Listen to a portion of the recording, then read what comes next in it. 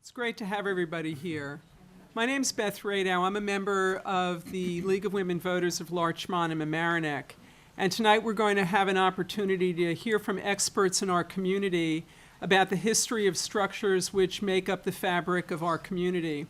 We'll discuss examples of efforts to save certain of these buildings, as well as restore and repurpose others. And we will include a discussion of our two treasured libraries. Before we formally begin, I'd like to take this opportunity to thank our elected representatives who are here this evening. I see Mayor McAndrews and Town Supervisor Nancy Seligson and Mayor Norman Rosenblum. We're expecting, hello, how are you? Dave Finch. Yes, and nice to see you, Mr. Finch. And we've got, who else is here? Ernie Ordierna, and who am I missing here? You're, hi. And we're expecting George Latimer and I think Steve Otis a little bit later. We wanted the round of applause, but you know, our elected representatives work so hard for us, and we know that at the League because we work closely with them. And I think we probably call them a lot when things aren't going as well as we want them to, but our community works very, very well, and I'd like to take this opportunity to give them a round of applause.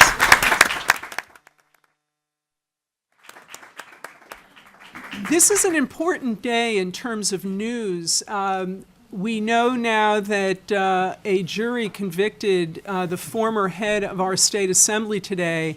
Some of you may have attended a program that the League hosted with Attorney General Eric Schneiderman in October, where we talked about reforming Albany, and fortunately LMC-TV taped that event, and it would be worth it to go back and watch it because we'll get to this at the end. I want to give both George and Steve an opportunity to share their comments, but this is the right time for us to have reform in Albany, and the message that I got from the Attorney General was that it's going to take public participation to make the change. So, you know, we'll get to that. But that was one major piece of news. The other is that Andrew Cuomo has tapped our DA, Janet DeFiore, to be the chief judge of the Court of Appeals of the state of New York, as long as she's confirmed by the state legislature. So that's another big piece of news. We've got the climate talks going on in Paris right now, and a lot of what comes out of that is somewhat removed, although on our sustainability collaborative in the town and in the villages, we're working on making our community more energy efficient. I'm personally working on food waste, or the reduction of food waste, and I put something on everyone's chair that you can take home and put on your fridge. We, as families, throw away the equivalent of over $2,000 worth of food every year. And we can save that money by doing these tips, by just taking advantage of these tips. So I hope you'll take them home and be able to save some money. So the League's mission, as many of you know, is to help with voter services. So that's a primary mission that people are aware of. We also are here to provide public education, and tonight is going to serve to do that, and also as an advocacy organization. So tonight we're going to be talking about historic buildings, and partly we're going to be celebrating the beautiful historic buildings that we have in the community. We're going to be talking about our libraries and how this library has been expanded onto. We are lucky enough to have George Schieferdecker here, who is the architect who actually designed the room that you're sitting in right now. And Larchmont Public Library is going to have some work done shortly. Laura Eckley was going to come. I'm not sure if she's going to be able to be here, but that library is going to be closing shortly, although there will be access to the library, but not through the main door. The second part, though, of what we hope to accomplish is to inspire people here to be able to voice your own concerns about historic buildings. In some cases where the buildings are either owned by the government or there may be an environmental review process, the state has set out statutory requirements that enable the public to participate. In other cases, like for example with the Larchmont Playhouse, which we're going to touch on briefly, that's under private ownership. But it doesn't mean that the public doesn't have an opportunity to speak about what our preferences are. And the good thing about this being a participatory form of government is that in order for things to really work well, we have a chance to advocate. And that's really another mission of the League of Women Voters, which is to advocate for things. So we're here to work with you. I've been in touch with a woman by the name of Tiffany Zazula, who's at the Pace Law Center, and I'm hoping that we're going to be able to post on our website at the League basic tips on how community members can voice their concerns in the building process in the community. So you can look for that in the next several months. So why don't we begin? Our first speaker is Lynn Crowley. We're going to be starting with the village of Larchmont. And Lynn was born and raised in Massachusetts and moved to New York in the early 80s, worked as an administrative manager at the Bettman Archive. Lynn moved to Larchmont in 1987 and has been the archivist of the Larchmont Historical Society for the past 10 years. And Lynn is also the historian for the town of Mamaroneck. Tonight, Lynn will discuss an example is it the Belvedere? Yeah. Is that correct? Yes. And the Larchmont Playhouse, and we're going to collaborate on that a bit. And current challenges with historic private homes, I believe, and then touch on the Larchmont Public Library, which, as I mentioned, is about to undergo renovation. Let me turn this over to Lynn. Okay, thank you very much, Beth. Hi. I'm going to start with I'm going to see if I can position myself to press the button, and you tell me if in moving this I haven't thrown anything off. Okay, good. I'm going to start with a quick review of the development of Larchmont. About 1872, the Larchmont Manor Company was formed and by a group of investors who had acquired the land in the 1860s. Their intention was to develop it as, quote, suburban homes for New York City businessmen of moderate incomes, according to an announcement in the New York Times. As I say, then Larchmont began to be developed, although it didn't get going real quickly. A few cottages were built early on to attract buyers, but as I say, it was a little while before things got moving. Eventually, however, people did start to buy property and build cottages for themselves. They called them cottages because it was primarily a summer place to go from the city. And eventually, various hotels and boarding houses were built. Was the Belvedere, the Bevan Hotel is another one. This is the Royal Victoria Hotel. These all were built and went into business in the 1890s. Early on, there was, and also another attraction was this is a boarding house, the Mitchell boarding house. Another factor that came into attracting people was the existence of the yacht clubs. This is Horseshoe Harbor Yacht Club, one of their early buildings. And then, of course, the Larchmont Yacht Club was quite a draw. And early on, there was an actors' colony in Larchmont. Some well-known people, we're always hearing about Lillian Gish. Her name is being always invoked as a denizen of Larchmont. But certainly many New York City society folk were attracted to Larchmont. Wisely, the Larchmont Manor Company preserved 12 acres of land for Manor Park. And many people couldn't come enjoy it, and it certainly was a precious amenity that we enjoy today. This is a typical scene with they called them summer houses then. In 1891, the Larchmont Manor Company was dissolved, and the village of Larchmont was incorporated within the town of Mamaroneck. And of course, we're celebrating the 125th anniversary of the incorporation of the village this coming year with many different activities, culminating next September. I feel like I have to get a plug in for that any chance we get. In the early decades of the 20th century, wider development took place both north of Boston Post Road and, of course, beyond the railroad tracks into the town, the unincorporated part of the town of Mamaroneck. And so you'll see, for example, we've got Chatsworth Gardens, these apartment buildings, and other Larchmont Gardens was another development in the early 1900s. And then here's a shot up Rocking Stone towards the Larchmont Woods. And definitely by that time, Larchmont was becoming really a suburban town rather than a summer resort, obviously. Village Hall was designed and built in 22-23. This is the original design. And here's what the building looked like early on.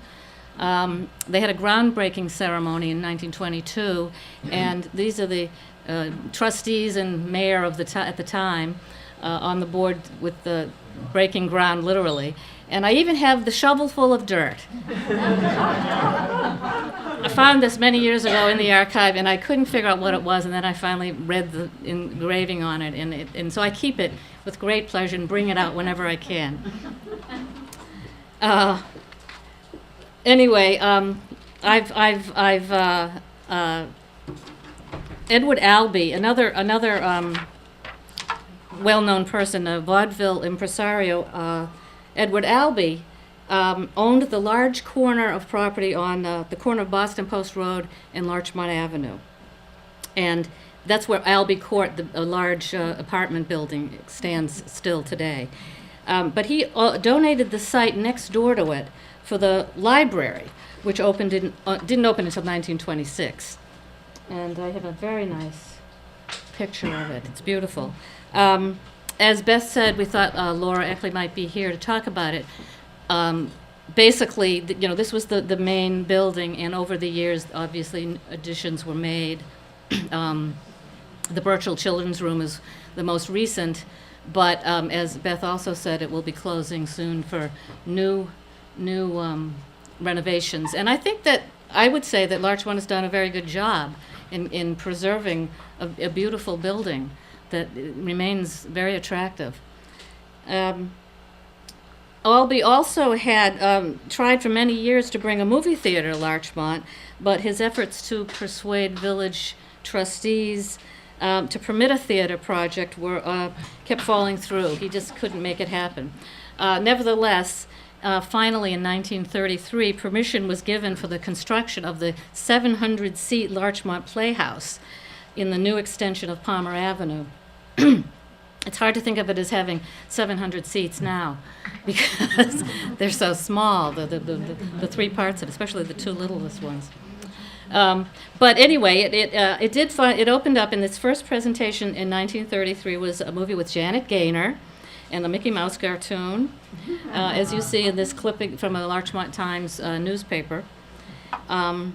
And Beth will be. Do you want to talk about the deeds right now? I took a look at the deeds. It's changed hands 6 times since 1933.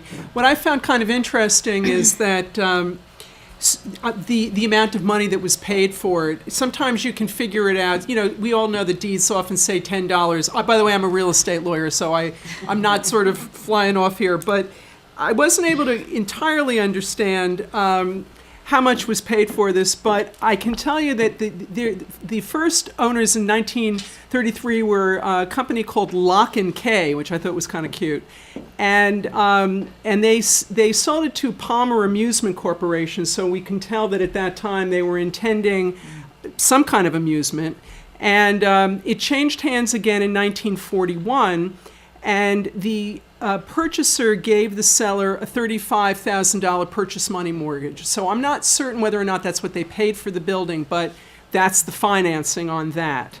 And then a year later in 1942, Prudential Playhouse transferred it to an entity called Playhouse Realty Corp., and those premises were conveyed subject to a first mortgage in the original amount of $25,000.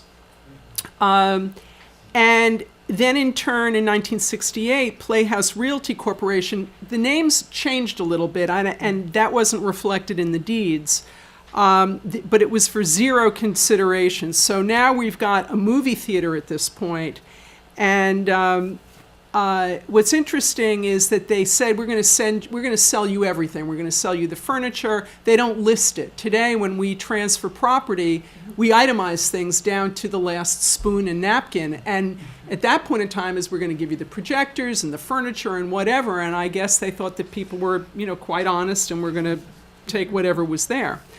So in 1989, then, the property changed hands again, and it went into a trust in 1995. And in 1995, I can see consideration for it was a split interest. There was a trust for $395,000, and then there was a remainder interest for not a lot of money. And that's the way this property is currently held. So it is in trust, and Bowtie has the tenant's interest in a lease. And their lease is presumably going to expire in 2016. That's when the trust expires. But that doesn't mean that another theater corporation wouldn't come in to sign the lease.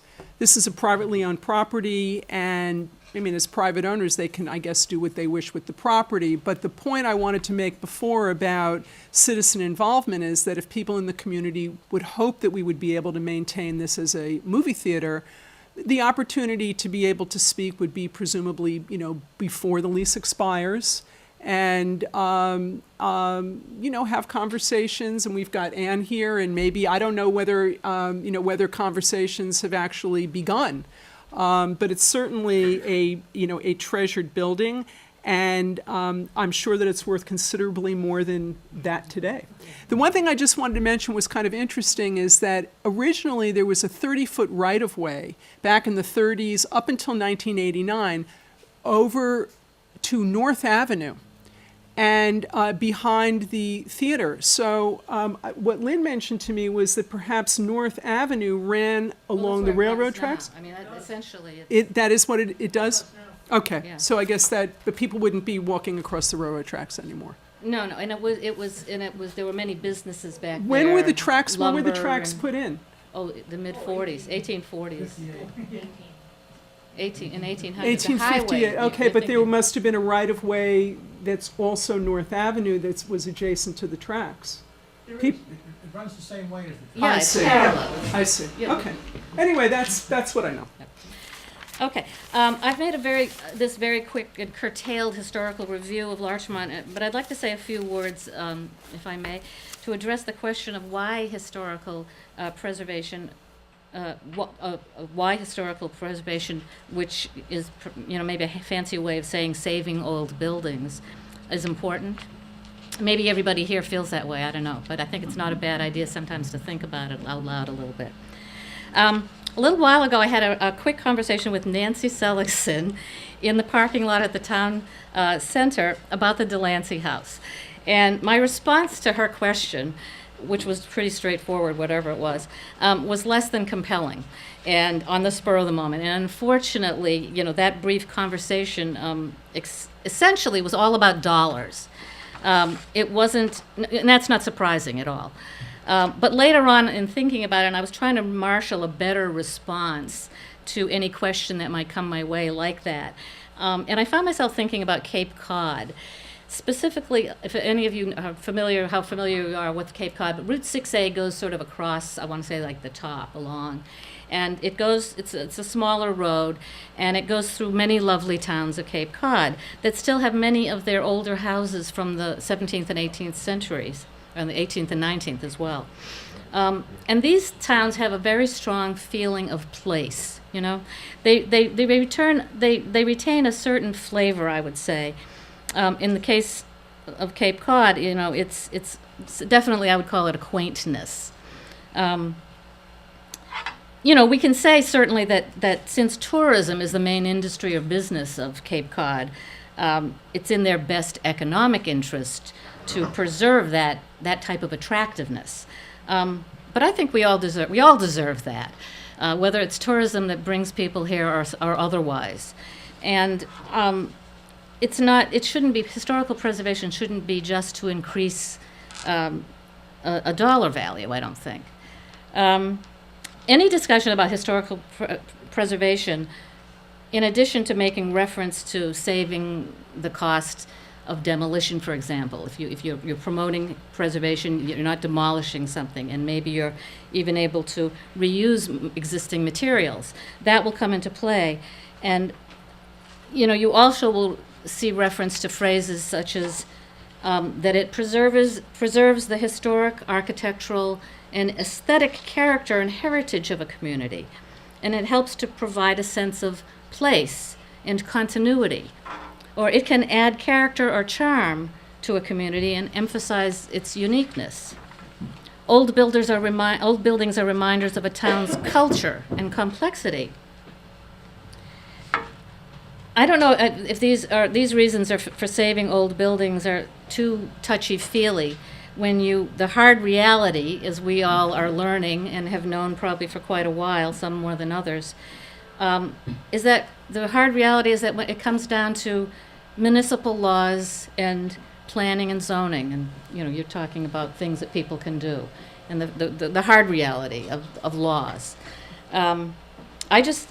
Interestingly, I just found out today from Elizabeth Paul, who of the Town Conservation Office, that she's working on updating what they call the Larchmont-Mamaroneck Coastal Zone Policy Document.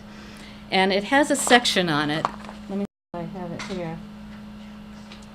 It has a section that addresses historic and scenic resources.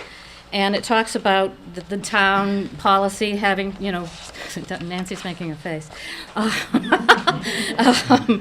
It talks about protect and restore structures, districts, and areas that are of significance, and so on. But the next one says the state policy regarding scenic resources of statewide significance is not applicable in the town of Mamaroneck and village of Larchmont because none of these resources have been so designated. Now, maybe it's time to, one of the conversations has to do with what is involved in designation. Now, I know it's not a simple matter, but that's certainly, if it's part of the policy, let's make it part of the policy.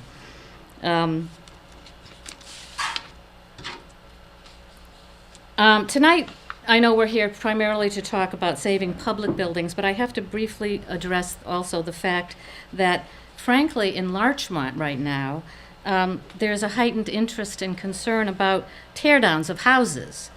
We're seeing one house torn down and two put up in a much larger house, or maybe two houses put up in its place. And all of this is legal, according to the zoning that exists and has for a while, but it's definitely of concern. And recently, we just became aware recently that a lovely home from the 1890s on a definitely large lot, it's in excellent condition. It's facing demolition as it's about to change hands. It's facing demolition so that allegedly 4 houses can be put in its place. And everybody who's heard this is going, oh, I can't believe it. But I know there are people that are mobilized and are ready to address these kinds of matters and to ask what can citizens and taxpayers do on their own when yet another piece of local history is slated for oblivion. I don't know what will convince, or maybe we should say embolden our town and village boards, not to deny property rights to property owners, but to thoughtfully, I put it this way, to thoughtfully take action on these matters of conservation and preservation for the benefit of the community overall, both economic benefit and, dare I say, spiritual. Because regret goes only one way. Once the thing is gone, you can't get it back. And that's something to keep foremost in our minds. I'm going to wrap this up by briefly mentioning a few specific cases from the past in Larchmont. Here are a couple of examples of adaptive reuse, which is something that is commonly talked about when talking about preserving historic buildings. And these are just very simple ones that I got off the top of my head. A house on Cherry Avenue in Larchmont became a rectory, the rectory for St. Augustine's Church. Not a big change in use, but definitely not torn down and some other kind of building put up. Another example is a house on Willow Avenue it became a part of Larchmont Temple, and they have many of their activities going on there. In both cases, I would say, from an aesthetic point of view, we might say that the style of the neighborhood was maintained. Another example that I just discovered today quite by chance, back in 1956, there was a plan afoot to put in, if you can see this on the map, if you can see where it is, there's Boston Post Road down there going toward New Rochelle, and Beach Avenue crosses there in Mayhew, and just a little further south, I'll call it, from where Mayhew goes in, there was a plan to put in a big shopping center, a huge shopping center, and I think they say parking for 800 cars. And I don't have the whole story because I say this just came up today, late in the afternoon. But the Pine Brook Association, the Pine Brook Homeowners Association, which has been in existence since the 40s, I think, it was a letter that they were writing to the mayor at the time. And I believe that they mobilized, and probably others as well. And there may be other factors that came into play, but that didn't happen, and I think we can all be grateful, grateful for that. And then the major example I'd like to give to wrap up is about the Manor Inn. Now this was originally, it was the Belvedere Hotel. I showed it at the beginning, and it's that house at the corner of Magnolia and Prospect. Beautiful, what they refer to as steamboat Gothic style architecture. But this is an old picture from the 1890s.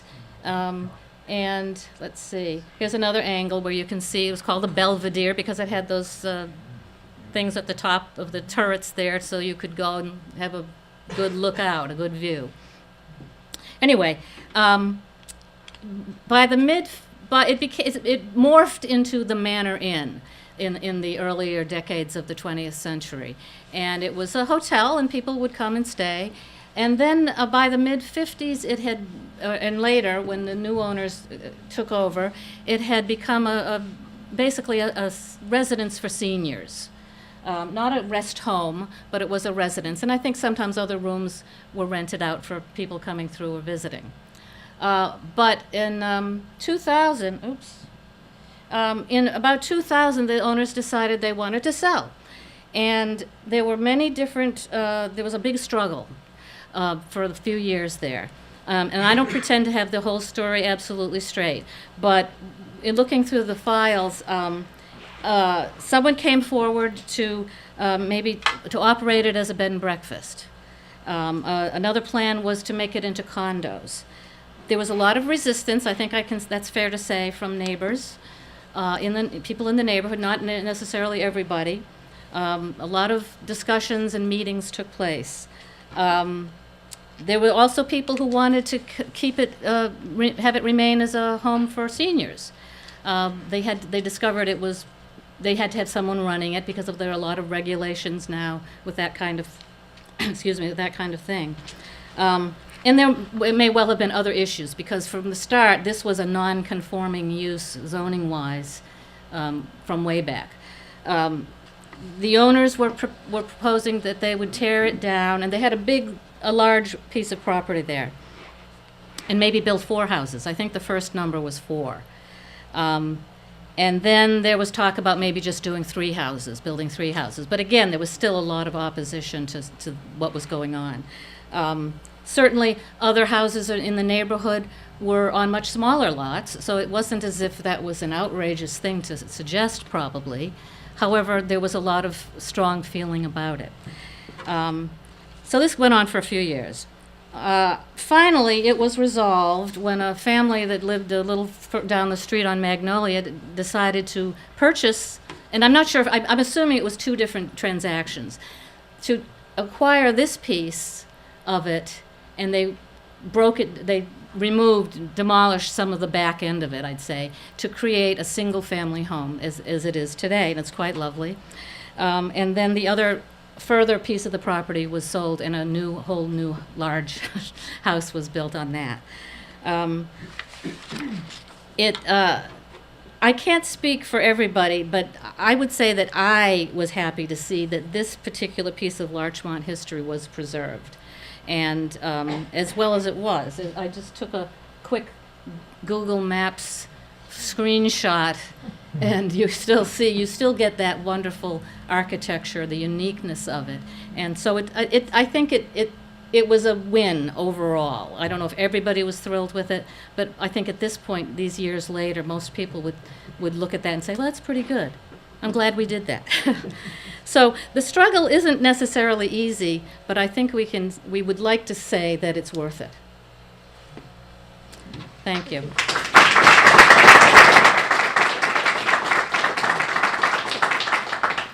Welcome, Steve Otis.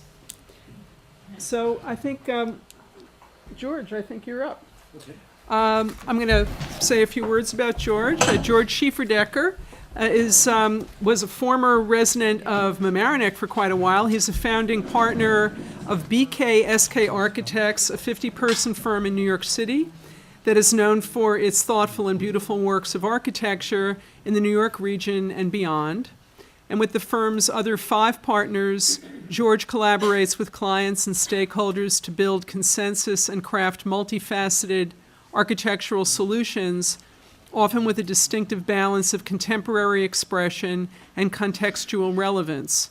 George served as the lead design partner on the renovation and expansion of the LEED Gold certified Mamaroneck Public Library, which we're sitting in now, and an award-winning park house for Washington Square Park in Manhattan, among many others. George is a former Mamaroneck High School parent and is currently collaborating with the school's student-led philanthropy group, Students for Senegal, on a learning center in rural town of, how do I pronounce this, George? Lambaye? Lambaye. Thank you for mentioning it. I first met George when we were working on the construction of this building. I worked on the architect's agreement for the library. And tonight, George is going to discuss this building, which is a living example of taking an historic building and making changes to it on more than one occasion, as I've learned. And George will also talk about his role as architect. And I believe there are a couple of other things that you wanted to discuss. No, I'm going to talk exclusively about Are this, you? so Okay. I don't go on too long, because it's a very long story otherwise. Well, please welcome So we're George gonna- Schieferdecker. Thank you. Thank you. So we're going to try to get this technically booted up.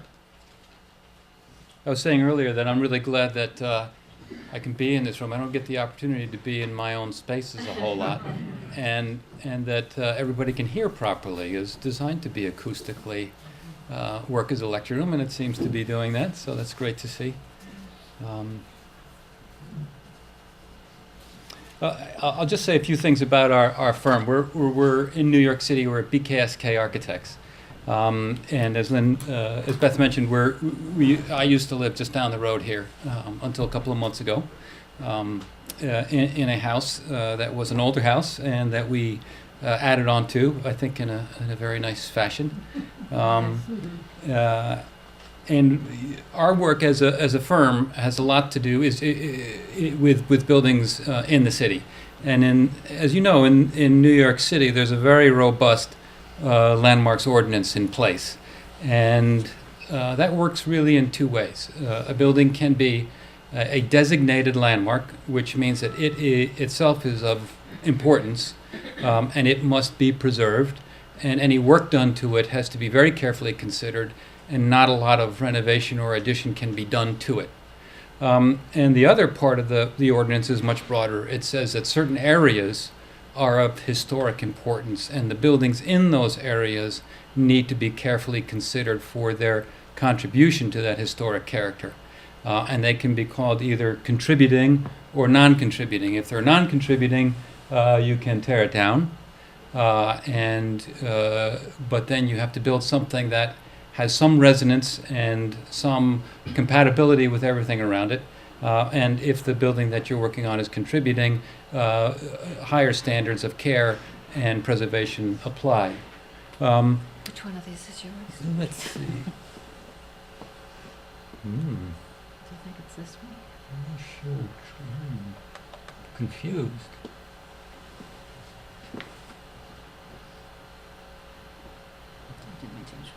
No, you keep right on going there.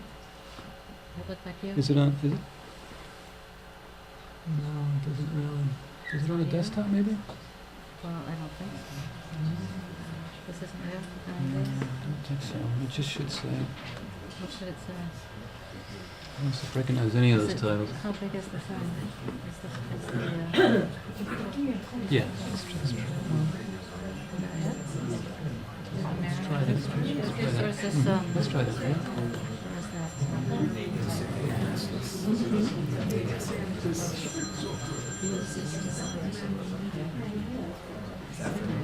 So my point about talking a little bit about the districts is to say that that introduces a somewhat messy process of assessing a building and its relevance to a district and its compatibility to a district.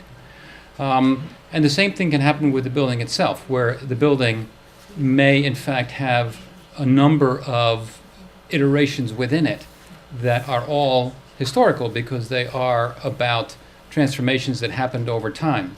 And that's certainly true with the Mamaroneck Library, where we had at least 3 iterations before we got on board, additions and renovations to the library that happened and that were really part of what had to be thought about in terms of considering the design for the new library.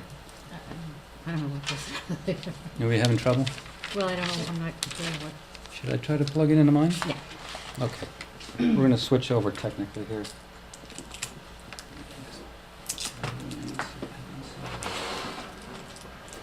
Although sometimes that thing doesn't mean. Oh, yeah?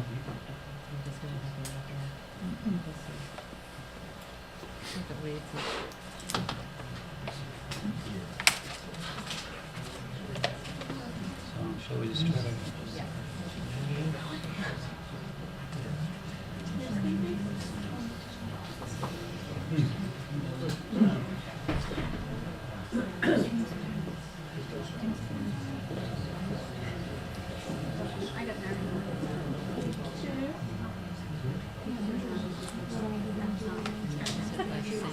Is that working or not working? Not yet. Will it take, will it take a minute, or should we have Peter go? No, or what do you let's just think? see what we got here. We got it. I think we got I think it. we're good. All right.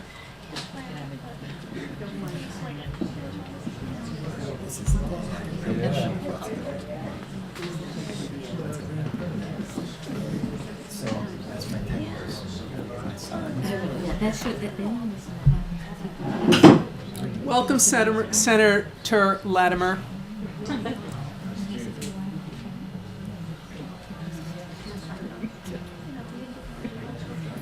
Good. We got something.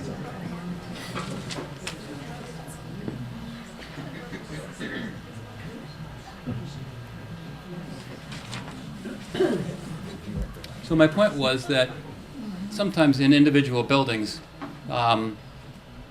transformations occurred through time, and that particular history is part of the historical fabric of that particular building. And that presents a very interesting challenge, and I think a very productive one that can be used to produce very interesting and dynamic architecture. I think the thing you need to start with is respect for the historical artifact, and to really understand it, and to agree that that historical building, that basic structure, is a valuable asset, and how can you use it to best advantage. And I think it's a valuable asset. Lynn went through a number of ways, and I would agree with all of them, but I think it starts with the fact that it's a cultural touchstone for a community. I think that's extraordinarily important. You don't just give that away. You don't depart from it easily without understanding the ramifications, because to have a building that is of historic significance is an important part of the character of a community, and efforts to save it are really important. So I think that is the thing that trumps most of the other considerations, but I think one can argue very persuasively that a historic structure or historic building is an economic asset. I think you can talk about what it does for the character of the neighborhood, and that translates into real estate values, to put it simply. It is also something where you can quantify the benefit of saving an existing structure in terms of what that means for construction costs. And I would say that everything is more complex in terms of the actual design process, but at the end of the day, saving an exterior shell, it's got to be around 10, 20, 30% construction cost savings, depending upon exactly what it is you're dealing with. The last thing is, I think we're all interested in sustainability as an objective in our communities, and what better way to think about recycling than to recycle an old structure. So what I thought that I was going to do is to, let's see if I can get this right. Yeah, let's talk quickly about the library here as a case study and how we thought about it and some of the key issues that we considered. And I'm glad to see Carol's here, representative of the board, and very involved in all of the design decisions. So this is the original reading room from when it was a single building. And I think what we wanted to get back to was this sense of spaciousness, commodiousness, light, and an uncluttered feel. Because what had happened was that the library had become just the opposite. All of the requirements of a modern library with the kind of circulation that Mamaroneck has, the desk required out front, all the periodicals that needed to be stored, we were losing the sense of the historical place, and it wasn't going to be recaptured by simply working with the existing building. Something had to be done to transform it. Another shot of all that kind of overcrowding. I think it's kind of obvious, sort of beats it into the ground. But so the library was originally three particular renovations or additions over time. There was the existing library building, which is obviously this one. There was an addition in the 60s, and there was an addition in the 80s, which is down here, which the base of which we are sitting in right now, and the structure of which was used to build on top of. What's interesting to me is that the 60s edition actually had some very interesting and lovely characteristics to it. Number one, they continue to use the stone. And that in itself, if you're thinking about an economic asset, it is an enormous plus, because that's not an easy thing to pay for. So the reuse of that stone on the inside for this particular library and on the outside, and the preservation and working with that 60s space was as important as it was working with the original library volume.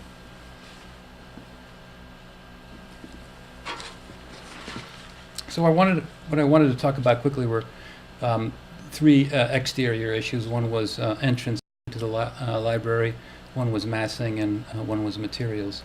And one of the big debates when we were designing this particular facility was, what are we going to do about entry? Because one of the important aspects of the old library was that the big colonnaded porch was about and announced the fact that you were here in this library and it should be the entrance. And we worked real hard to try to keep that as part of the renovation, but at the end of the day, it simply didn't work. There are new regulations in place, and they are obviously important in terms of handicap access to a library like this. When you set something out on a plinth, which many historic buildings are, up 4 feet from the ground, now you need a long ramp to get up to it, or a lift, all of which sort of detract from what that front is going to look like. And then you need a properly sized vestibule, again, much larger than the existing vestibule. And then on the inside, you need to take care of the circulation desk and those issues that pertain to a library of a much larger size. It simply was not going to work that we would keep the entrance in this location. So what we did was we worked it, and we worked these the two ideas in tandem for quite a while and then realized that the entry had to move. We wanted to keep the presence and the importance of the existing portico and create something that was hopefully complementary to it. Somewhat in its style, also clearly contemporary in nature because we're building in this time period and not in a previous time period, that would have all the commodiousness that would be needed to accommodate all the needs of the library currently. But what we did take into account with the new library addition was that we preserved that front, and we've also preserved the sense of a little vestibule glass box within the portico, which was part of that original image. And we gave it a new purpose, and we repurposed it, and we made it part of the new reading room in the old section of the library, moving all the entry functions off to the left.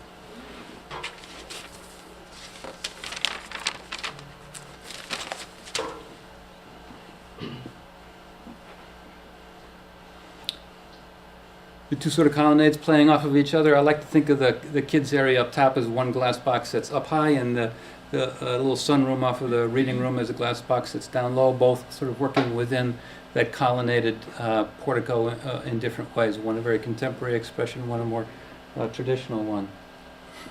One of the things that's true about the library is that, and I think it's very important in thinking about how to preserve the effect of the initial massing, the original massing, which is right in here.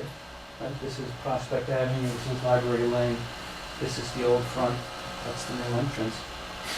Is that you don't simply want to add right onto the side of it. You want to give it an expression whereby the three-dimensionality, the sort of the building sitting by itself is preserved as much as possible. So we set our whole addition back from the older sections, this being the earliest section and the 60s section, and essentially created right through the middle either staircases in fairly open, well-lit glass boxes, or actually the atrium that you see right outside here, so that there was this separation between new and old that made it very clear what was going on, and simultaneously, when you would look from this direction, you would always sense the complete volume of the older building from the street.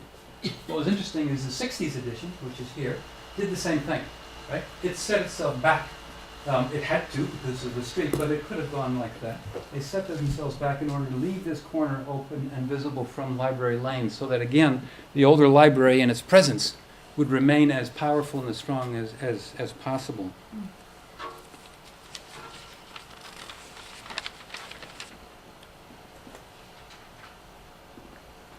So this is a picture I had taken this morning by one of the librarians. Quality's not that great, but gets the idea.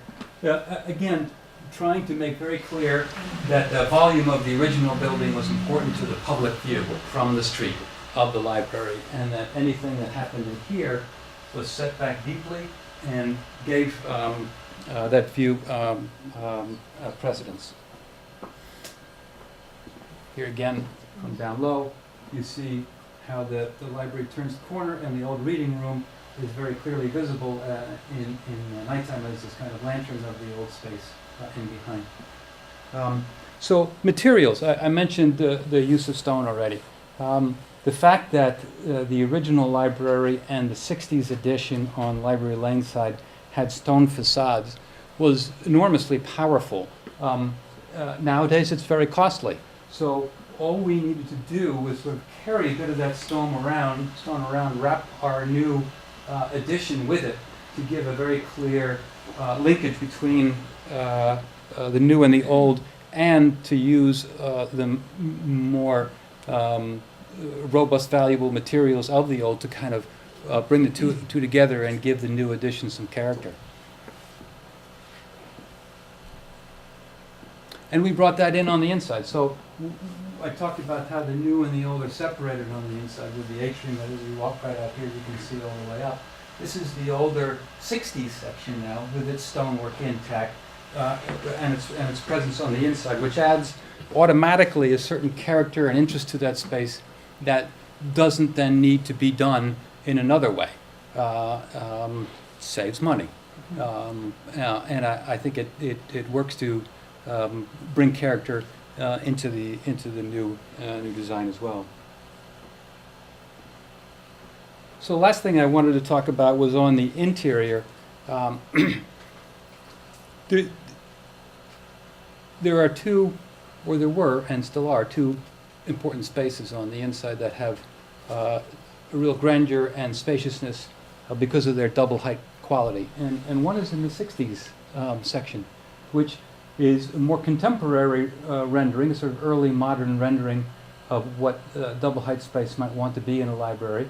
And it was as important in my mind to preserve as anything, because again, this costs money to create, and here it's given to us, so we should utilize it to the maximum we could. There were constant discussions, as there were, of should we demolish the old building? I think we put that one to bed pretty early. Should we just simply roof this over? And no, I didn't feel that was a good idea, because again, what we've got here is great bones. You use them in the new library. Everything else can become more utilitarian because you've got these spaces working for you already.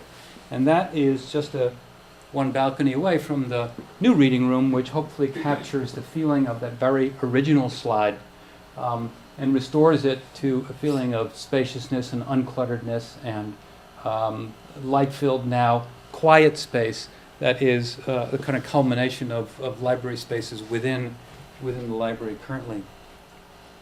Lastly, interesting little detail, sort of speaks a little bit of the messiness of how you think about these things, because we always make choices.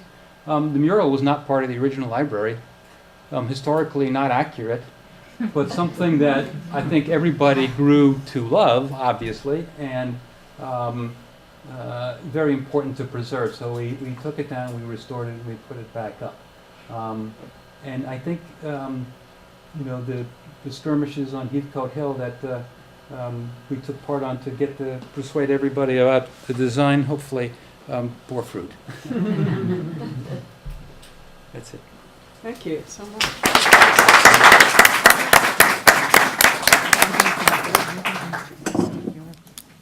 Drive into this thing since it's already you have a folder open? Hey, Carol? Are you ready? Ask him. Our next speaker is Peter Fellows, who is now the newly elected Executive Vice President of the Village of Mamaroneck Historical Society and was previously its archivist since 2010. Among Peter's work, Peter has researched and documented the history of Walter's Hot Dogs, where his family... Peter, was Walter's your family's business? Yes, my wife's Jeannie's her grandfather's Walter. So are you going to give us the secret recipe? Or? Okay, well that's good. That's going to come later. Any person who contributes $100,000. Oh, okay, I see. There's a little bit of bargaining going on here. Okay,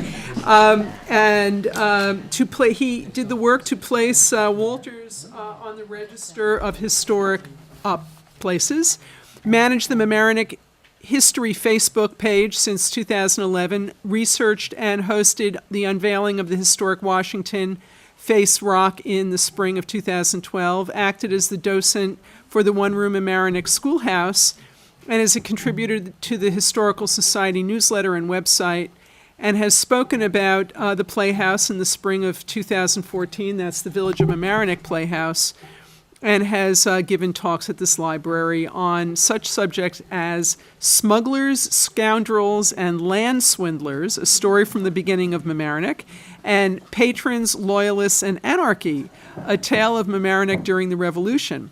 Tonight, Peter will discuss treasured buildings in the Village of Mamaroneck with the help of fellow Village of Mamaroneck Historical Society board member Carol Aiken. It is my pleasure to introduce Peter Fellows. Maybe I should quit while I'm ahead. That's a pretty good. Pretty good. So the reality is, time doesn't stand still, and some buildings get old, they get torn down, and new ones are built. And that's not necessarily a bad thing, provided you have the knowledge and information to make a good judgment and a good decision as to the value of those buildings. And as has been mentioned, one of the things that we decide upon is the story, the history of the building itself. Does it add to the community? Does it tell us something about ourselves? You know, my father went to a home, he had Alzheimer's, and one of the most interesting things I noticed about this lovely place was that on everybody's room was a little box. There was no number, no name, it was a box, and in that box were personal things, things of significance to the person. And that is how they knew that was their room. And in a sense, many of the buildings around us serve as those type of boxes. They remind us of what's going on. Because if you woke up one morning and you couldn't remember past a week ago, you'd know it was your house, but you'd know nothing about the life that had been in the house. Because the people in these old buildings didn't simply live there and they're gone now. They were involved in the community and they affected the community and they created the fabric of the community and wove the tapestry that is your home, that is your community. These are your neighbors simply long gone. And it's a very good idea to take a moment, like today, and look back at them so that when the time comes, we have a little bit of knowledge to decide and judge what we want to be done with them. So, how many people here know what power walking is? You go really fast? Yeah, okay, well, that's what we're going to do. We're going to power walk through time. We'll start with the 30s, the Depressions. 1932, there was this wonderful man named Nathan Seeley, African-American who lived in Mamaroneck, a very successful businessman. He built houses, and he built them for colored people because he said colored people need homes too, and there was a migration from the South into the area. So he built these fantastic houses for them. He won wonderful business. He had a 7-room apartment house on Grand for his own family, and then the Depression hit. And he lost everything, including his home. His neighbor and friend, Santangelo, said to him, you know, between my house and the next house, there's 12.5 feet. You could have a house here if you like. He took the challenge. He built a house that was 10 feet wide, 35 feet deep. He used a chicken coop, railroad ties. It's 3 stories. It has a fully finished basement, hardwood for interested. And he raised 2 generations there. The Seeley house, the Skinny house. The condition of that today is that it's in danger of falling down. It does need work on it. It's owned by a private person. The village and the state and the Historical Society and the private family were all looking for a way that we can make this happen. At the moment, we don't have a concrete plan for going forward. Well, there is one group that has a very concrete plan for going forward. The termites in the building know what they want. They know where they're going. There's no confusion there, you see, which actually goes to show you if you get a lot of like minds together and you focus, you can do a lot. But that is one that we have to work on. So now we go back a little further to the Roaring 20s, and in the Roaring 20s, Mamaroneck was mad for movies. Movie stars, vaudeville too, they wanted a theater. So what they did was community members got together and made their own corporation, the Playhouse Corporation. They had stocks and bonds, all that sort of stuff. And they built this beautiful building, not with the marquee, that's an addition, but the building itself they built. 1925. And they had Cecil B. DeMille's films. They had D.W. Griffith's films. They had, what's his name, that fellow who wrote that book about the Indians? James Fenimore Cooper. Ha, someone's awake. Yes. They had Moby Dick. They played all of these wonderful films here. But, you know, as time went by, it apparently lost some interest. So that by 1980, it was acquired by United Artists. And they said, well, we don't need a big one. We'll make 4 little ones. Make 4 as much money. It's good. And that's what they did. They chopped it up. But here's the astonishing thing. Even though they chopped it into 4 mini theaters, they left a lot of the original architectural design in there. It was set up, this is the screen, the stage. It was set up so that, see the window in the top there? It went all the way around, and you felt like you were outside in a courtyard, sorry. And these were the buildings around you. Some of those features still exist. That's what it would look like if you were on the stage. You see the balcony and then two of the windows looking in. There's a stage back there. There's 12 dressing rooms still back there. There's wonderful, wonderful things back there. I think it was about 1993, Clearview, or 98, Clearview Theater Cinema was running this. It was owned by Cablevision, who went there on Tuesdays when it was, nobody went there. That's why they had to sell, because you guys didn't go there, you see. So in about 2013, it was purchased by Bowtie. They said their intention was to make it maybe into an art cinema theater or some boutique theaters with some food in that.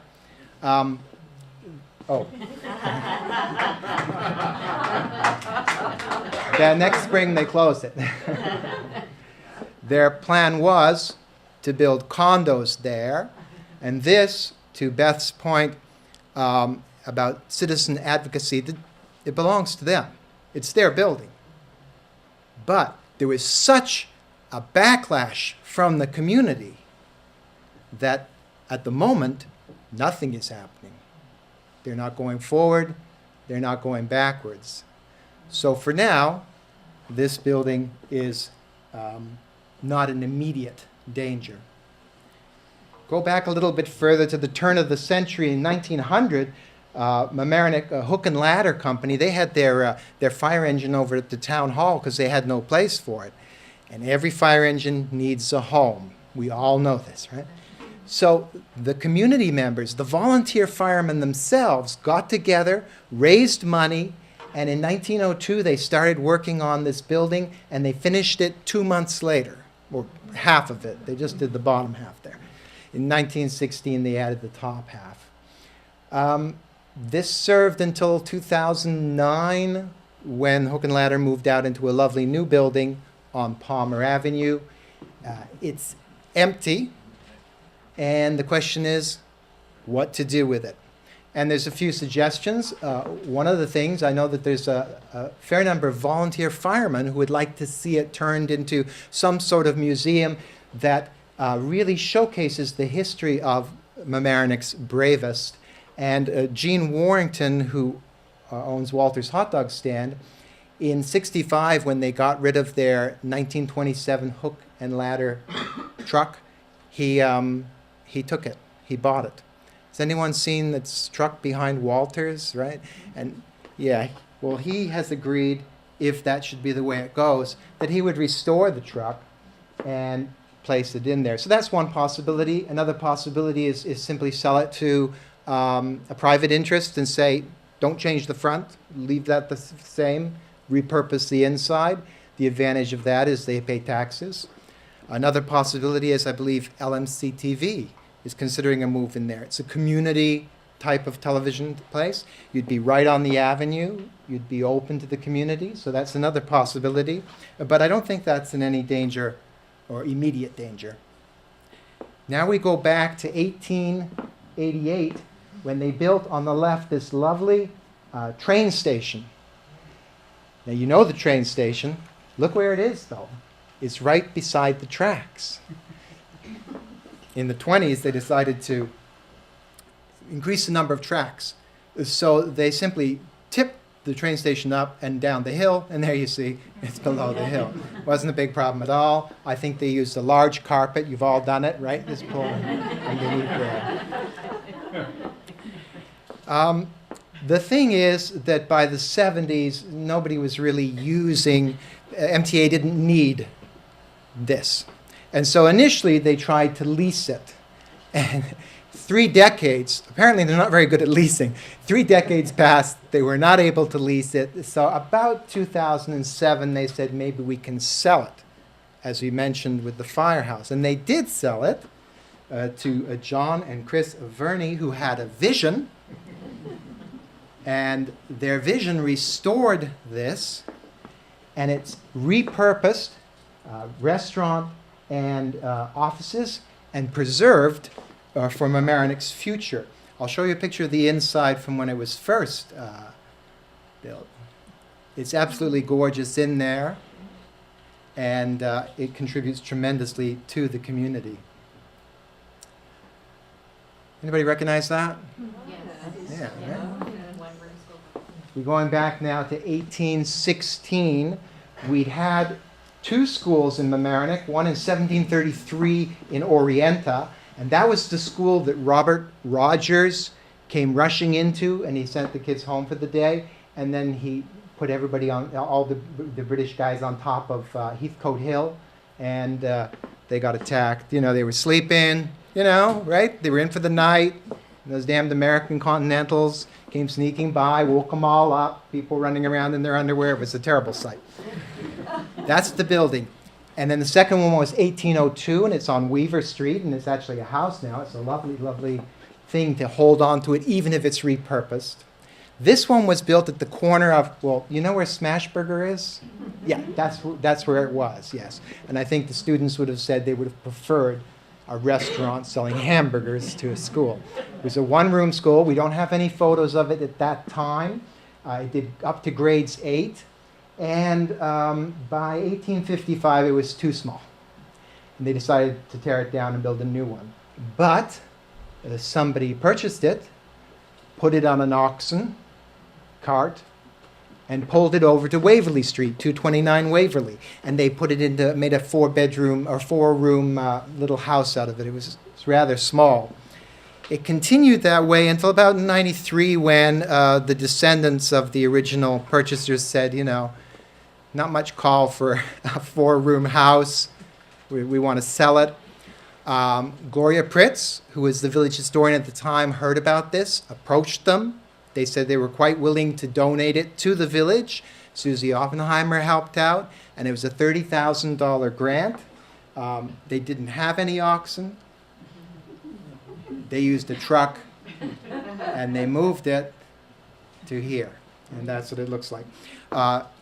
Bill Frazier, John Quadrini overlooked the move and the building of it. They did some wonderful things, tremendous amount of research into it to make sure it was authentic as possible. They had an old sawmill which actually cut the wood for the planks and sidings the same way it would have been then. And I think you'll see the inside looks pretty good. It's a little hard to see in this light, but Gloria Pritz teaches or has been teaching classes. Elementary kids will come there and they'll teach them just like they did in the old days. We've done a few open houses, and now Donald March, the former president of the Historical Society, is planning to continue to teach some classes in there. So it's going to get a lot of use out of it. The village owns it. It's on Harbor Island, the Harbor Island Park, and that's in good shape. That one worked out well. This lovely fellow is John P. Delancey. His grandfather was Caleb Heathcote. You know, John and Anne Richbell founded the place. They bought it and stuff. Well, Anne sold all the land to Caleb Heathcote, his grandfather. And after the Revolution, after the war in 1792, he put this lovely white house up on the hill overlooking Boston Post Road and the harbor. It smelled a bit when the water went out, but he had a wonderful time. Oh, I'm sorry. Wicked. This gentleman built this house. This is an 1848 engraving of what the house looked like at the time. You see how the stairs came all the way down. And in this house, he got together with some people who wanted to build a church, an Episcopal church. Episcopal is an American word for Church of England, Anglican church. And that's where St. Thomas began, right here in this place here. He also got together with some very powerful men. They formed the Boston Turnpike Company, and they made the road, Boston Post Road, straighter, so that you don't have to turn right at McDonald's and go all in there and come out of the Oriente and then come back and then go up Mamaroneck Avenue and across Tompkins to go over the road. You don't have to do that. Thanks to him. Oh, he's gone. Thanks to that fellow there. He did that, okay? A tremendous amount of things that went on happened because of this gentleman, and he was very involved in the town affairs, and in fact, in the town minutes, you can see references to him. Then in 1811, his daughter married this ne'er-do-well fellow. He was a naval midshipman who didn't really have that much of a future, except that he went on to become James Fenimore Cooper, the first American novelist. They married in 1811, right inside the place. Now here's something. They married in the parlor. This is a 1902 picture of the parlor that they got married in. He also quite possibly wrote some of the stuff that he published in this place, because he could walk out onto the, what he called the piazza, and look out at the harbor, and to the right was the 1677 Disbrow House, built way back then, was still there. And some people think that in his novel, The Spy's humble abode, this is what he was basing it on. So after JP was William Heathcote. William Heathcote became a pastor at St. Thomas's, and then he became the bishop for all of Western New York. So he was a very big, big guy. Well, I don't know if he was big, but you know. And then, after him, was Edward Delancey, who was a really great guy because he was this historian who wrote so much about Mamaroneck history. Everything that I have just told you. He wrote about that sort of stuff. So eventually, about 1900, he sold all of that land that belonged to Delancey, huge thing, and they made it into subdivisions, which is only sad in one way because there's a lot of people who wouldn't have a house if he hadn't subdivided that.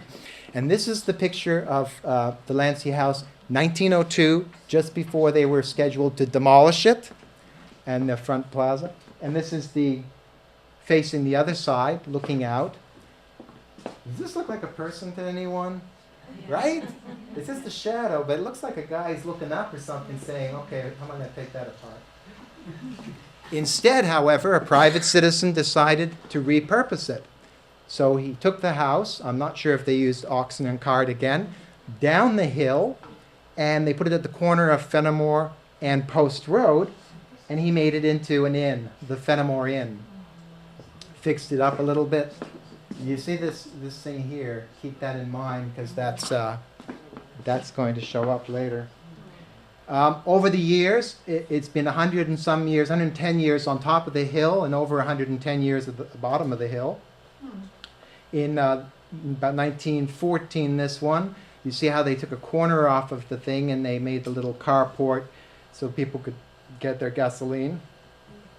And 1931, that's what it looked like then. And this is what it looks like today. With that, it's repurposed with La Piccola Casa in there. Sound restaurant supplies are in there. There's some people who live upstairs. There's 2 apartments. This is that 1902 stable/garage. We know it's both because there's a ring in the back of it for tying up your horse. So, unless they were tying up their cars, I don't know how well they worked back then. So the situation with this is the current owners want to sell it. They've been trying really hard, and they came close 2 times to selling it. If a developer purchases this property, they will not repurpose it. They will raise it to the ground, and they will build condos so that they get some money on their investments. So it is definitely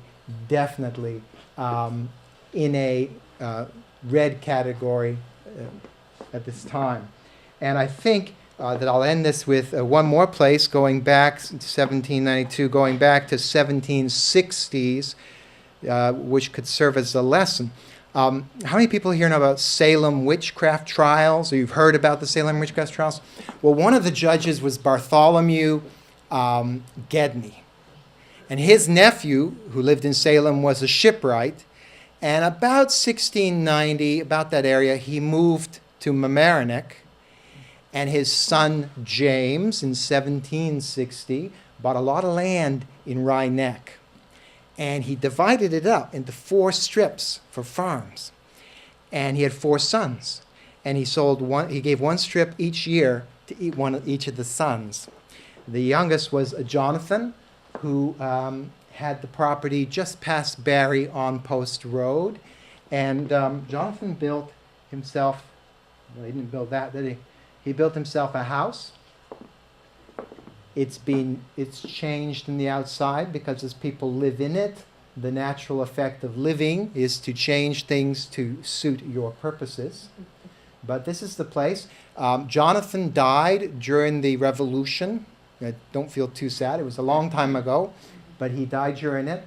And yet the Gedney family continued to live in this building into the 40s at least. It's hard to know exactly when they were out unless somebody knows, but at least into the 40s. At some point it was purchased by Rye Neck Board of Education, and they used it for various purposes. It's been used for some classrooms. It's been used for storage. It's been used for rental to tenants. And for 5 years, it was the home of the superintendent of schools, Clayton Aiken, and his wife, Carol. When the school board decided to demolish the building for the purpose of another playing field, the Historical Society thought that this probably wasn't the best idea. And along with Carol Aiken, who really spearheaded the effort to try and either save the building and repurpose it, or to transport it to another location. During those negotiations, they tore it down. And so that is all that was left of Gedney House. The same thing can happen to Delancey House. It doesn't take that much. It doesn't take that much.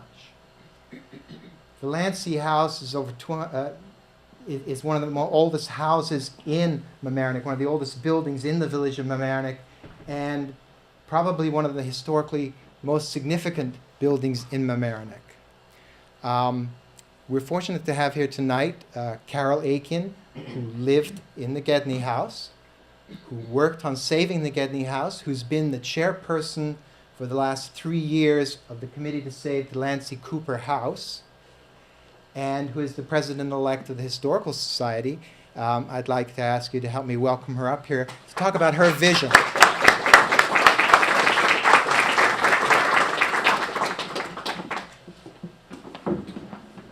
Thank you, Peter. That was really quite an interesting presentation and very sad but poignant to have this be the end of your talk about the importance of saving history. I'm going to take a second and turn this around to help me make a little presentation. I don't have anything as high-tech as this, but I hope we'll get the message across anyway. What I'm going to do is to tell you of our plans for the Delancey House. Now, it seems a little nuts to say we're going to aim at plans for this before we are given it or find that we can save it. But what my goal is tonight is to get everybody here aware of what we want to do with it, because it goes far more than just saving a building, as you will see. And getting the word out, getting the word spread, which unfortunately wasn't the case as much as we tried in 4 months from the time we found they were going to demolish it till the time they demolished it. We couldn't seem to ramp up the Rye Neck community to come forth and save it. So this is our goal. We have this beautiful home. It's certainly old. It certainly has been changed. But there's so much to the history of that, and especially when you think of James Fenimore Cooper there, it takes on a little bit of national history too. And this is currently the oldest large home left in Mamaroneck. That was the oldest home.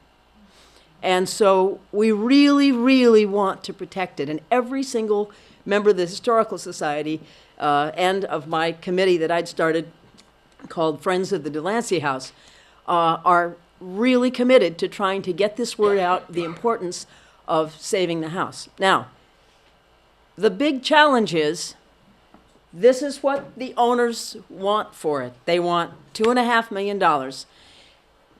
For developers, they want $3 million. They're willing to sell it to us. I know that doesn't sound too generous. For $2.5 million. But that's a $500,000 concession because they want to save the house too. Number one, it was their homestead. This is where they grew up. And number two, two of the three who live nearby, one of them works in and lives in Mamaroneck, feels the depth of importance of saving this historically. So we're really grateful that they feel that way, and we have a pretty good relationship with them. They've been telling me every time things have come up that have threatened it, and frankly, we just dodged a bullet last summer. They were within a week of signing with a developer, and we had no direction and no funds. We thought we were going to have a major donor come through and purchase the house, and at the last moment, the major donor changed his mind, spoke to his lawyer and whatever. So that was kind of devastating. But then lo and behold, prayer works. The developer's contract fell through at the last minute. And it was so close that some of you may remember that the Mamaroneck paper, the weekly said, the Mamaroneck Review said, the Delancey house is sold to a developer. They were that close, but it didn't happen on the actual day of. So we're given another chance. As I said, we dodged a bullet, but there are many, many more bullets out there. And we are hoping that somehow we can get the message out to people of means who could, and doesn't have to be one, it can be many, can feel that they have a major part in saving this house. So with that said, this is what I'm going to explain as to what we would like to do if we were to get the house. First of all, the house has new boiler, new roof, has no structural issues. Everything is in working order. It's all in good shape. Just to be said, it's a good buy.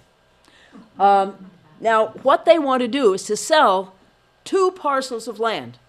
All of this is the land the Delancey house is on. The next piece of property is one that has 3 little structures, a garage and a little house and a little store down on the post in front of the post road. The properties are about the same size.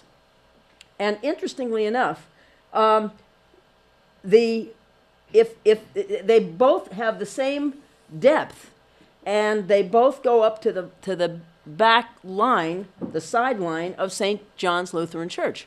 So very gratefully, if we were to buy to buy both, then what we want to do is to sell one of them. Now, if we were to sell this, obviously, with the little structures, we could probably get, we're aiming at $600,000 as a rough guess.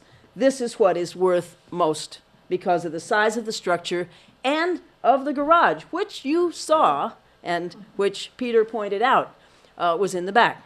So if we were to sell the second piece, we would have the $600,000 funding. We could put $400,000 into the house and what we'd like to do, which if you're reading small print, you can read a little bit about it. And then we might even have some left over to invest. So if this were to happen, that we wind up owning the house, the Historical Society, it would be on a very firm financial foundation. Now, that said, what we most would like to do with this house is not only save the house itself, but use the garage, the barn garage, which is an L shape, for a Mamaroneck Historical Museum. Right now, our records, our archives, all maps, artifacts, everything, are scattered in like 4 or 5 places around Mamaroneck, and we know where they are, but nobody can appreciate them. Whoever is here because of the word history, and it's important to you, and we appreciate that. And the fact that that's there, we have all these things there, but they're not accessible, is a problem. We'd love to have you all appreciate some of Mamaroneck history. So this is an opportunity of a lifetime to have not only saving, the goal of saving our wonderful Delancey house, but of being able to create a Mamaroneck Historical Museum in the garage barn. So just to tell you to start, right now that house is self-sustaining. And this is how it works. I said income versus expenses. Current average expenses, $60,000. Current income, $64,000. It varies up and down a little bit, but it's been self-sustaining. Projected expenses, $55,000 would be expense. It would go down because, and it might be much lower than that, lower property taxes because the Historical Society is a 501c3 and doesn't pay property taxes. Now, there could be portions of that with the restaurant income in there. It might possibly be a situation where we get taxed. But I have put in that $10,000 of those taxes would drop. We pay $25,000, or they pay $25,000 in property taxes. So if for some reason it were to be all gone, that would be a substantial savings. At any rate, I put it in as 10. I added 5,000 because if we create the museum, there are going to be expenses, from utilities to whatever, beyond the additional of the original expenses. There will be annual additions, whatever. So it comes up, but it's still 55,000 max. Projected income, we would leave the restaurant in there. We would leave the apartment rental in there, but part of what I'd showed you before is that part of the 400,000 from the 600,000 that we would be using to renovate would be used to renovate the apartments. And one of the front apartment is an absolutely glorious apartment. It has 5 different windows overlooking this beautiful view to die for over the Mamaroneck Harbor. So I'm sure the rental on that would go up. Right now, it's rented for $500 a month, each one of them, which is nuts. But they like their tenants. So we're figuring that we could probably pretty easily get $1,500, if not more, for that. So that would raise this for each to total about $36,000. And then if we had investment income left, I put that in as a question mark, it'd be maybe $4,000 we could get out of a $200,000. This is all a little bit up in the air depending on how much we'd need, but that could be. So we would have an income of $87,000 to $91,000.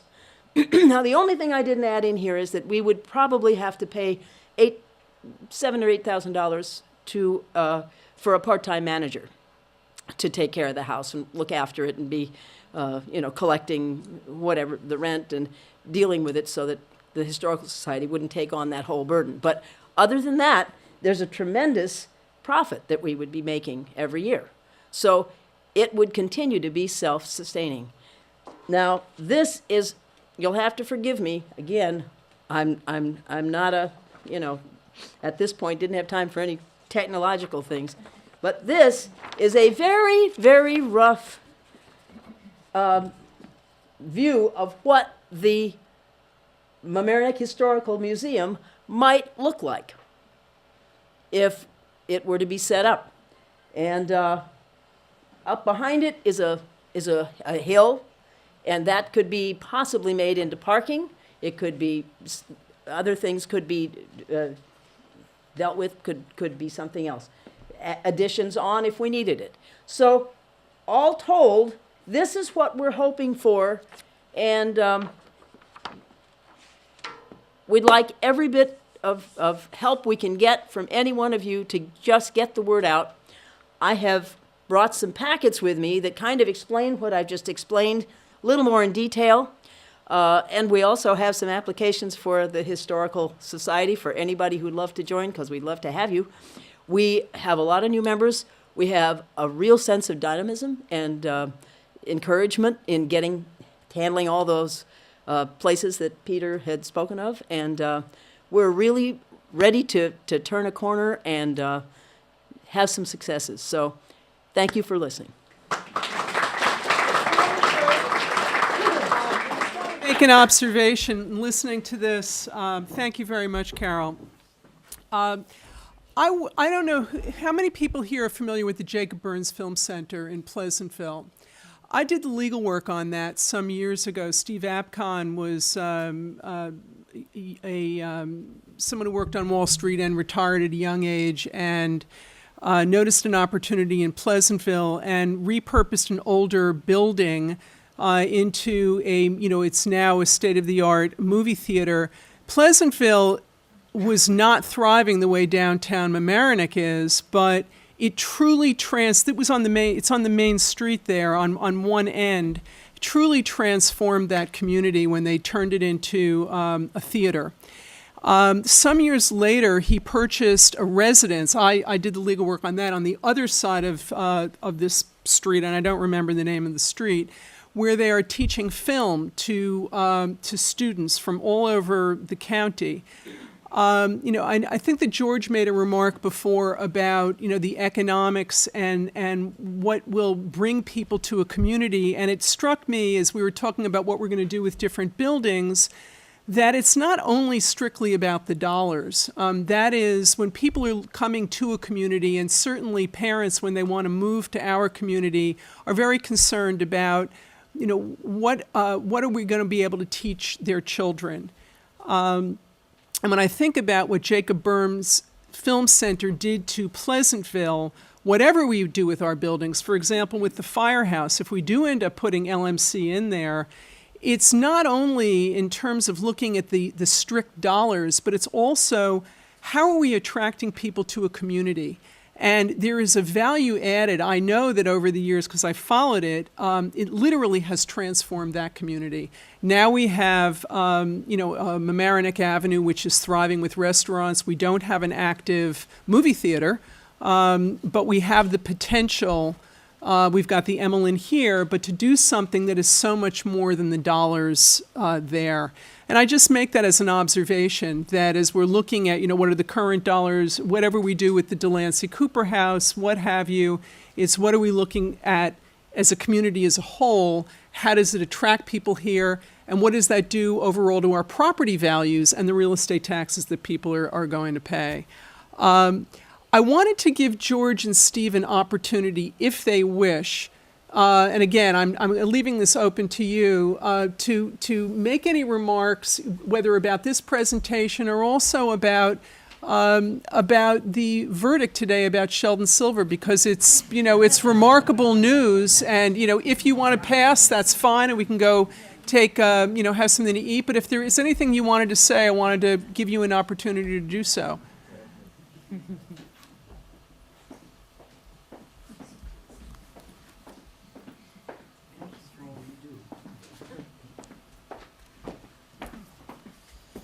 I'd love to talk about historic preservation first, and I'll make some comments about good government at the end. But I am a historic preservation person. Over the years, I've had the opportunity to work on saving saving or trying to save 7 or 8 different properties, so my congratulations to Carol and the Mamaroneck Historical Society for the efforts, and it's never easy, and you win some and you lose some, and what great stories we heard from our 3 main speakers tonight. I think one thing, and it was sort of reflected in some of the comments about the importance in different ways to the history of a community of the structures that we try and save. And one of the things that I think there's history and there are all other things that mentioned, but there is also a general aesthetic for the communities here on the Sound Shore because of our architecture, because of the architecture of our commercial areas and our residential architecture. And something that concerns me is how so much of this is threatened today by so many economic trends and things. But I mean, we see throughout the Sound Shore a trend towards tear downs of residential homes. And sometimes they are homes that are of historic and architectural note, and they are part of the community fabric and the history.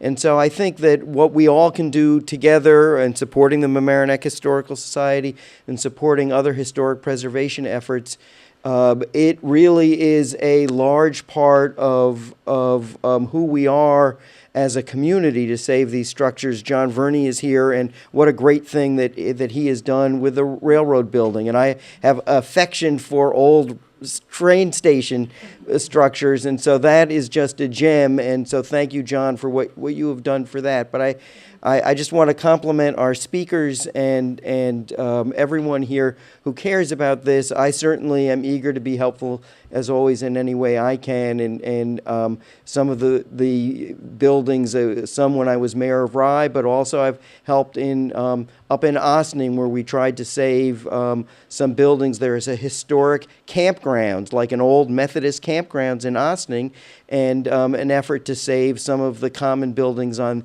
that property that I was able to be helpful on. So it's something that's very true to my heart. So thank the League for this topic tonight.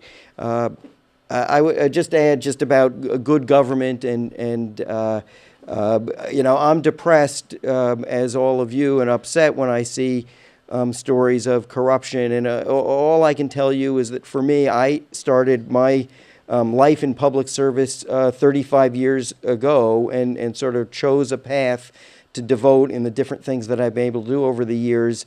Public service, and never any part of it was an idea that at the same time I would be trying to benefit myself financially. I guess what I'd say is by choosing public service, I've harmed myself financially, but that's okay. But, you know, so to the extent that we have a number of elected officials and public officials at all levels of government who have taken a path where they've tried to seek advantage over the position that they've had, personal advantage. It's a universe, honestly, that I don't understand and is foreign to me. And I know both George and I are very much proponents of good government and League of Women Voters values. In the Assembly, I am actually on a working group to reform the legislative process and to make that more open, and that's something that I sought to be on because I have a background in that area. So so I leave you with that and a brief thoughts, because Beth asked us maybe to come and make some comments tonight. So those are my comments on that. But my heart for tonight is really, and I hope we have some time for questions and answers to your speakers, how important it is that we fight to save the historic character of our commercial areas, our public buildings, and our residential buildings in our communities. It's just so important, and we become like every other place if we fail in that endeavor. So thank you.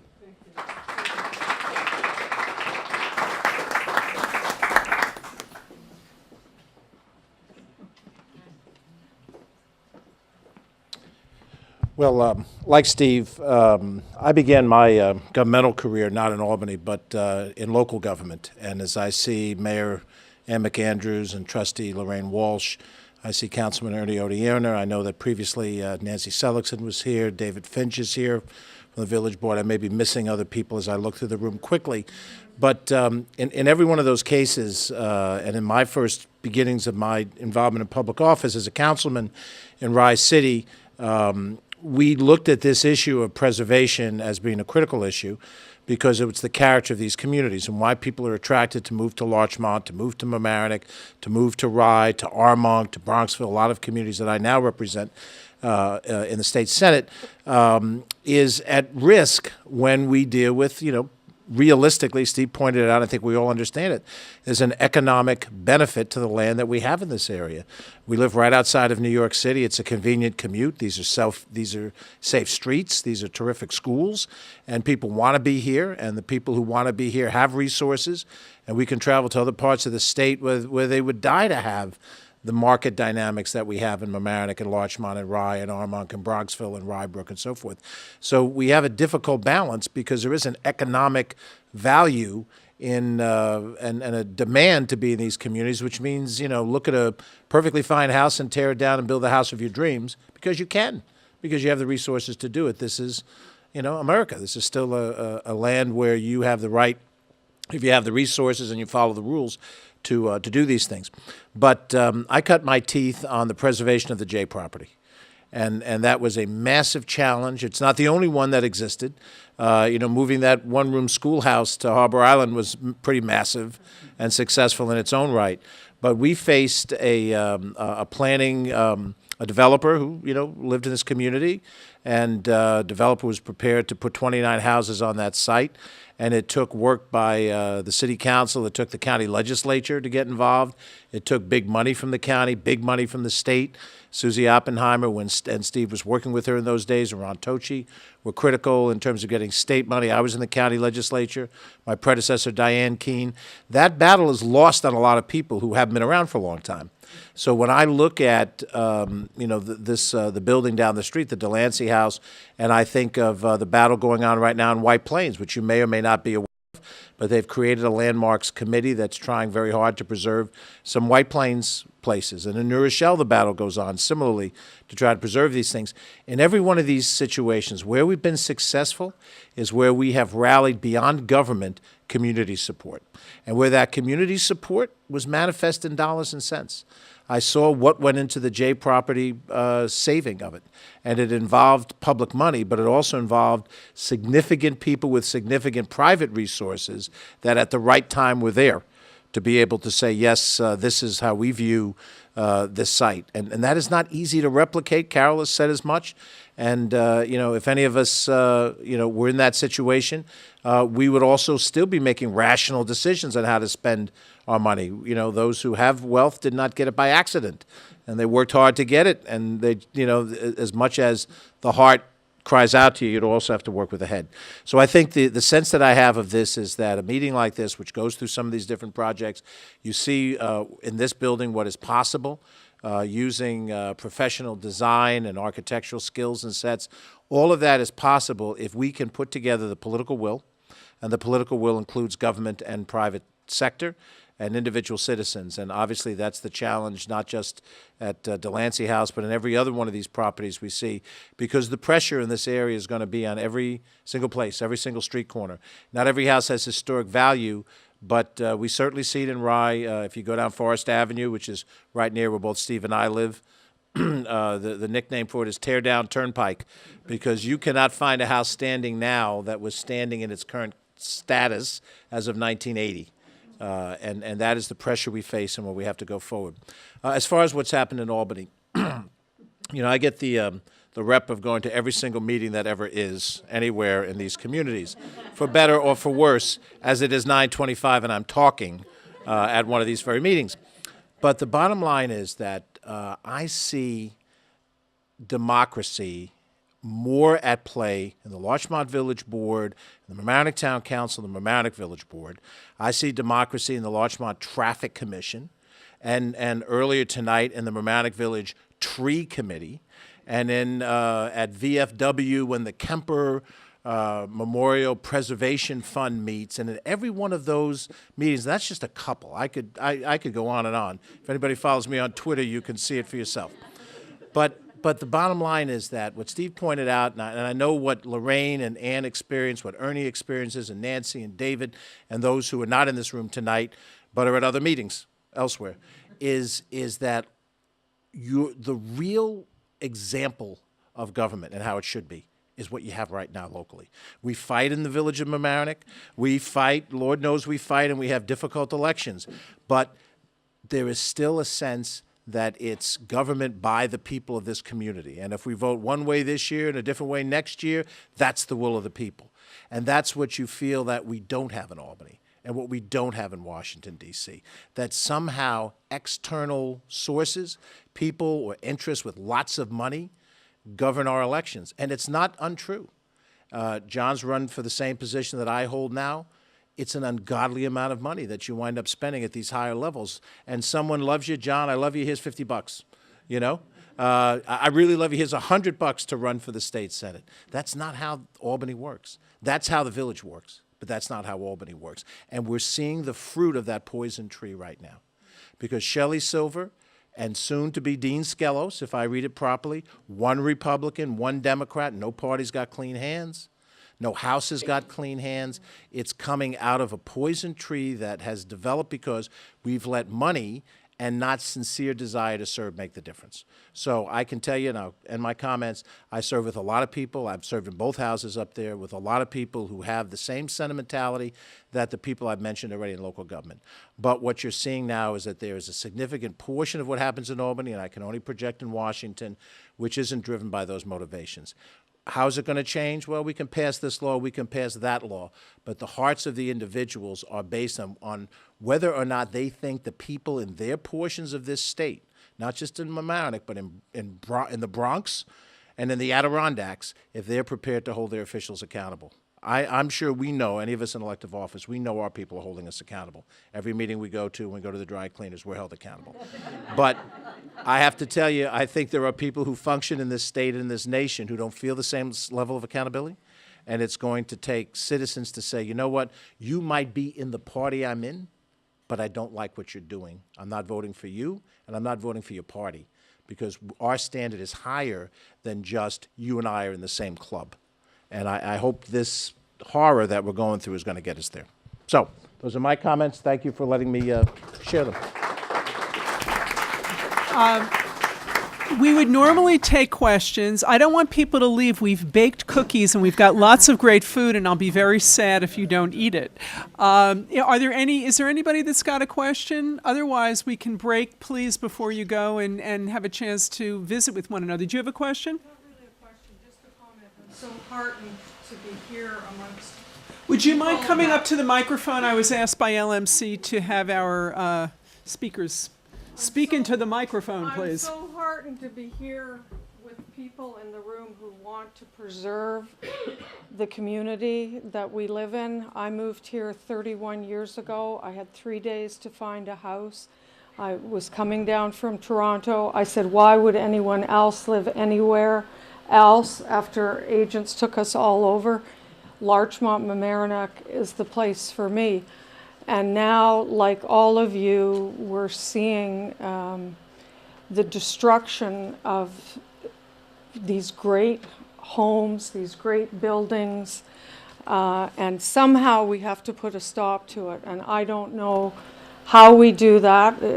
This gentleman's saying that, you know, we make a lot of noise. We try to, as a community, come together and put a stop to these developers coming in here and just wiping out history. Just quickly, I'll say I was in Bruges. I was lucky enough to be there this fall in Belgium, and all history has been preserved there. And in front of a church, a person from Beijing, an artist, had taken things that had been from buildings that had been destroyed in Beijing, and he had built this sculpture. And then he wrote that in Beijing they take down history and then they try to rebuild it in a modern sense. And he was trying to make a statement that Bruges, so I hope Larchmont, Mamaroneck can make that Bruges statement that, you know, these places cannot be destroyed, history cannot be lost. Thank you. I'm going to hand out a piece of paper when people are leaving. Yeah. I'm really loud, so if you don't mind, because I'm in my gym clothes, I don't want to be seen. Well, I will repeat the question. Oh my God. Yeah? Okay. So I'm on the committee. I'm one of the vice presidents of the new board that's coming up, but I'm wondering where our landmarks committee is, because one thing is trying to save a building one at a time, and we all rally and stuff like that, but another thing is to have something in place whereby we have designated things, and it's an easy process. Are we anywhere near that? And who knows? I'm not sure. Do you know the answer? I can only say we used to have a landmarks committee in Mamaroneck, and it just fizzled out, I guess, for lack of people wanting to be on it. But I have been more than once promoting it to the village board, that this is something that desperately needs to be reestablished again, because the things that landmarks committees can do and can be empowered by, and there are other laws actually that I think can be implemented as long as there's a landmarks committee, as I seem to have recalled from some upstate things I found out. So, very important point. I'd love to see that done, and it used to be. So for the folks at home, we want to reinstate the Landmarks Committee. Please, please have, pardon me? You're a voice in the wilderness. There's really no place to go with your problem. You know, you go to the town hall, they go, this is America. You know, it's legal. They can do it. Well, excuse me. That's what they said, actually, when they tore down Penn Station, and the demolition of Penn Station resulted in the New York landmarks law. So it's not an impossible thing to do. It's just whether there's enough will and enough push behind it to get it done. You know, I'm not sure there are that many buildings in Mamaroneck that I would want to save, frankly. No, but we have a dialogue and there's an opportunity. We have our representatives here and we have the conversation. I came out here because I'm very concerned about the Delancey House, because it's a genuinely historical building in a genuinely historical location.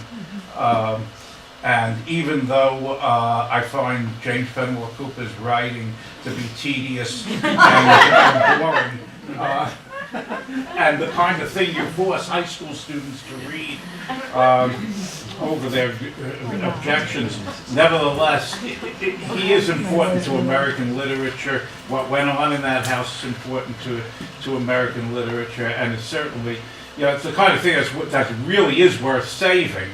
I mean, I'm not sure whether some other buildings, you know, around town were worth saving. And just as a side note, when I moved to Mamaroneck 30-odd years ago, almost the first thing they did upon my moving here was they demolished the last building dating back to the French and Indian War, which I thought, I was wondering whether my moving here had anything to do with it. There's information over there for anyone who wants to take it. And why don't we get some? Oh, Peggy. Steve and George, are there grants available on state and federal levels where, if perhaps we can show the community we are getting a grant, we can get matching funds more easily from residents? The question is whether or not we need, if we're going to be speaking to people at home, we need to be using microphones. Are there grants at the state or federal level? They exist. They're harder to get now than they used to be. They exist and they're harder to get than they used to be. Thank you all very much.